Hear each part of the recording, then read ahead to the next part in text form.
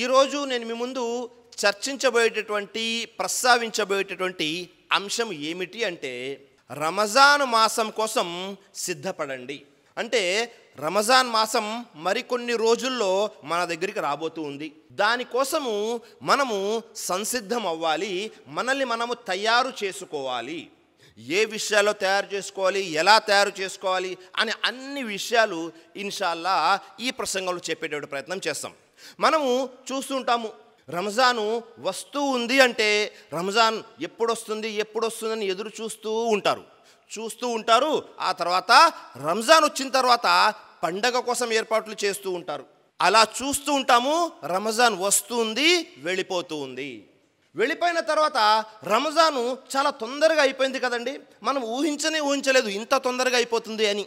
బహుశా మనము ఇంకాస్త పుణ్యాలు సంపాదించుకోవాల్సింది అని రంజాను వెళ్ళిపోయిన తర్వాత చాలామంది బాధపడుతూ ఉంటారు, లేకపోతే చాలామంది విచారం వ్యక్తం చేస్తూ ఉంటారు. మనం ఒక్కసారి పరిశీలన చేశామనుకోండి, రంజాన్ వస్తూ ఉంది, వెళ్తూ ఉంది. సంపాదించుకునే వాళ్ళు పుణ్యాలు సంపాదించుకుంటూ ఉన్నారు. అలాగే ఎవరైతే పాపాలు సంపాదించుకోవాలో వాళ్ళు కూడా పాపాలు సంపాదించుకుంటున్నారు. ఒక్కసారి మనం పరిశీలన చేస్తే దైవప్రవక్త ముహమ్మద్ సల్లల్లాహు అలైహి వసల్లం తెలియజేశారు, బుఖారీ మరియు ముస్లిం షరీఫ్ యొక్క హదీస్, నేమతాన్ మగ్బూనుం ఫీహిమా కసీరుం మినన్నాస్. అల్లాహ్ వైపు నుంచి 2 వరాలు ఉన్నాయి. ఎక్కువ శాతం మంది ప్రజలు ఈ 2 వరాల పట్ల నిర్లక్ష్యం వహిస్తారు. ఎక్కువ మంది వాటిని పట్టించుకోరు. ఏమిటా 2 అంటే అస్సిహతు అంటే ఏంటి? మంచి ఆరోగ్యము, వల్ ఫరాగ్ అంటే ఖాళీ సమయము. ఈ 2 విషయంలో మనుషులు చాలా అశ్రద్ధ చూపిస్తుంటారు. అస్సేతు మంచి ఆరోగ్యం ఉంటుంది మనకి, కానీ ఆరోగ్యం ఉన్నప్పుడు దానిని పట్టించుకోము. ఎప్పటి వరకు పట్టించుకోము? మనకు అనారోగ్యం వచ్చేంతవరకు పట్టించుకోము. లేకపోతే స్వతహాగా మన ఆరోగ్యాన్ని మనమే పాడు చేసేసుకుంటూ ఉంటాము. కానీ అనారోగ్యం వచ్చిన తర్వాత తెలుస్తుంది ఆరోగ్యం యొక్క విలువ. ఎక్కువ మంది ఇదే చేస్తుంటారు. ఉదాహరణకి మనుషులు యవ్వనంలో ఉంటారు. యవ్వనంలో ఉన్నప్పుడు అల్లాహ్ యొక్క ఆరాధన చేయాలి, కానీ చేయరు. ముసలి వాళ్ళు అయిపోయిన తర్వాత బహుశా నా కాళ్ళు బాగా ఉంటే నేను కుర్చీలో కాకుండా నిలబడి నమాజ్ చేసేవాడిని కదా, ఒకవేళ నాకు ఆరోగ్యం బాగా ఉంటే నేను ఉపవాసాలన్నీ పాటించేవాడిని కదా అనే ఆలోచన వస్తూ ఉంటుంది. కాబట్టి ఈ విషయంలో మనుషులు పరధ్యానంలో ఉంటారు, నిర్లక్ష్యం వహిస్తారు. రెండో విషయము వల్ ఫరాగ్, ఖాళీ సమయం ఏదైతే మనకు దొరుకుతూ ఉందో ఆ ఖాళీ సమయాన్ని కూడా మనుషులు ఏం చేస్తారు? నిర్లక్ష్యం చేస్తారు. ఖాళీ సమయం ఉంది, ఆ ఖాళీ సమయాన్ని అల్లాహకు దగ్గర అవ్వడం కోసం మనం ఉపయోగిస్తున్నామా? ఆ ఖాళీ సమయము పుణ్యకార్యాల కోసం వాడుతూ ఉన్నామా అంటే లేనేలేదు. ఖాళీ సమయం దొరికింది అంటే ఎందుకు పనికిరాని కాలక్షేపం చేస్తూ ఉంటాము. అలాగే ఖాళీ సమయం దొరికింది అంటే మనము అనవసరమైన విషయాల వెంట పడతాము తప్ప అవసరమైన పుణ్యాల విషయాల వెంట మనం పడము సోదరులారా. ఎందుకని అంటే మనందరి ఆలోచన ఒకే విధంగా ఉంటుంది. ఈ 2 విషయాల్లో కూడా అతి ఎక్కువ శాతం మంది నిర్లక్ష్యం వహిస్తూ ఉంటారు.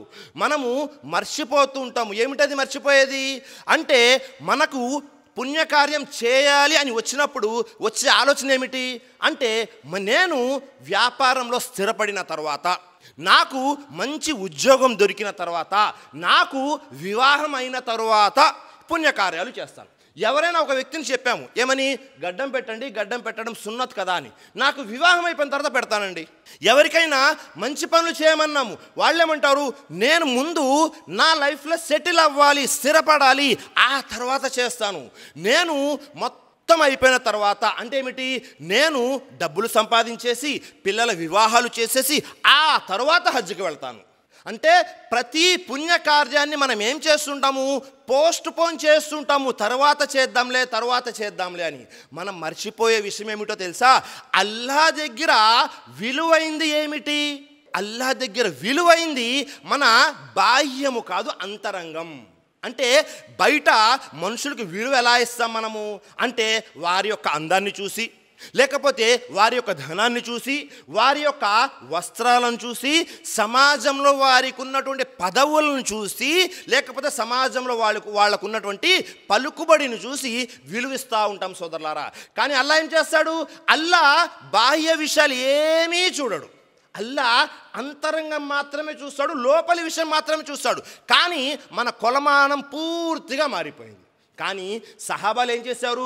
ఎప్పుడైతే మంచి పని యొక్క ఆజ్ఞ వచ్చిందో, చెడు పని నుండి ఆగిపోమని అల్లాహ్ ఆజ్ఞ ఎప్పుడైతే వచ్చిందో వెంటనే ఆగిపోయేవారు. సృష్టికర్త అల్లా ఖురాన్ గ్రంథం తెలియజేస్తున్నాడు.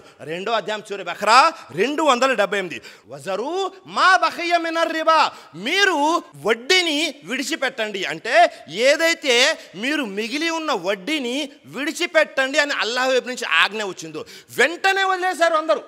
ఎవ్వరు కూడా ఆ వ్యవహారంలో ముందుకు వెళ్ళలేదు. కానీ మనం ఏం చేస్తాము?